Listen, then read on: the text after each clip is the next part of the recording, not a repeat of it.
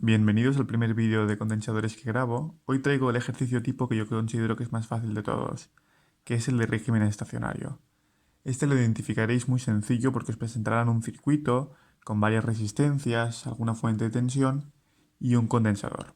Y normalmente la pregunta clave es, si este condensador tiene una capacidad C, en este caso 3 nanocolombios, ¿qué cantidad de carga es capaz de acumular? Antes de nada, un par de apuntes importantes para el desarrollo del ejercicio. La primera es esta expresión de aquí, que nos permite relacionar capacidad, carga y diferencia de potencial. La capacidad es un dato que nos dan 3 nanofarads. La carga es nuestra incógnita y la diferencia de potencial la podremos sacar a través del circuito eléctrico. Otro punto importante es, ¿qué significa esto de régimen estacionario? Bien chicos, como sabéis, un condensador, dicho mal y pronto, es un elemento que permite acumular cargas. Por lo tanto, llega un punto en el que no permite acumular más cargas, el punto de carga máxima. De hecho, la carga máxima es la que vamos a calcular aquí, es esta Q. Bien, llegado a este punto, decimos que el condensador ha llegado a régimen estacionario. Eso quiere decir que como no puede acumular más cargas, las rechaza todas. Acordaos de que la intensidad la definíamos como el número de cargas que recorrían el circuito. Por lo tanto, ¿eso qué significa? Si el condensador no puede adquirir más cargas, tiene que rechazar la intensidad. Por lo tanto, por el condensador, por la rama del condensador, no pasará intensidad. Aquí lo defino bien. Esta intensidad que tendría que pasar por aquí vale 0. Por lo tanto, toda la intensidad que recorre el circuito cuando llega a este nudo de aquí no se desvía por aquí, simplemente va por aquí. Bien, el tercer elemento teórico clave es, si yo fijo dos puntos en un circuito eléctrico, en este caso he fijado el punto A y el punto B, es importante que tengáis claro que es independiente del camino que hagáis, que la diferencia de potencial en el punto A y el punto B es la misma, elijáis el camino que elijáis. En este caso tenéis tres opciones. La primera de todas, potencial el punto A menos potencial el punto B a partir de este camino. Significa que la diferencia de potencial en el punto A y en el punto B será la misma diferencia de potencial que la del condensador. Hemos elegido este camino recto. Segundo camino, este de aquí. Solamente nos hemos encontrado con un elemento, la resistencia 2. De hecho, es lo que yo utilizaré. Si os fijáis, la caída de potencial del punto A y el punto B es la misma que la que cae en la resistencia. Y esto significa que la caída de potencial del condensador también será la misma que caiga en la resistencia 2. Hay un tercer camino, que de hecho es el que yo recomiendo a vosotros que hagáis cuando resolváis este ejercicio, que es potenciar el punto A siguiendo este camino de aquí, menos potencial en el punto B es igual a la caída de potencial de la resistencia más la de la fuente de tensión. Si lo queréis comprobar, hacedlo por este método y veréis que efectivamente Kirchhoff tenía razón. Bien, una vez que ya hemos establecido que la diferencia de potencial del condensador tiene que ser igual a la diferencia de potencial que cae en la resistencia 2, hace falta calcular qué valor de tensión tiene esa resistencia 2. El cálculo es muy sencillo. El valor de la propia resistencia por la intensidad que pasa sobre ella.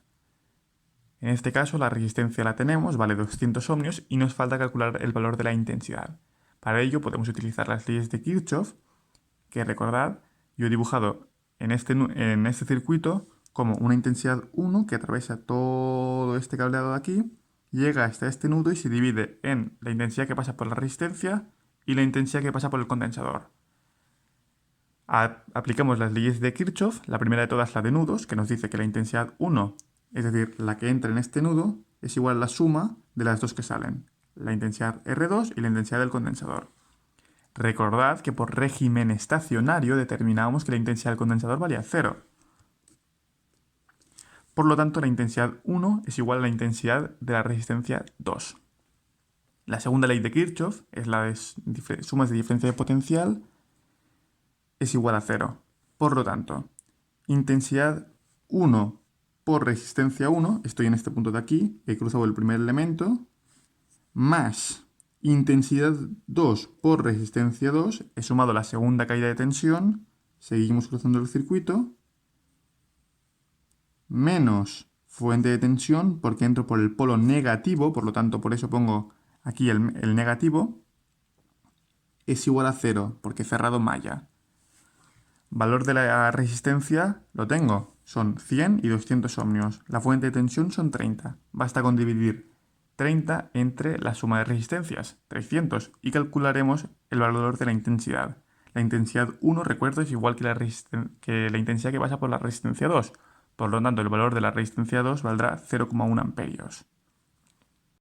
Bien, a partir de aquí se calcula solo la diferencia potencial de la resistencia 2, que repito será la misma que la del condensador, es igual a la intensidad que pasa por la resistencia, intensidad de 0,1 amperios, calculada hace un segundo, la resistencia 200 ohmios, que te la dan como dato, es igual a 20 voltios.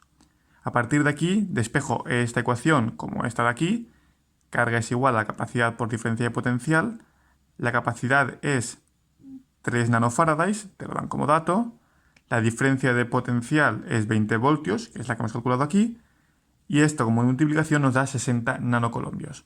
Bien, recomiendo que hagáis este ejercicio, pero hacedlo de otra manera. Yo recomiendo que, fijando el punto A y el punto B, utilicéis este camino de aquí para establecer la diferencia de potencial del condensador.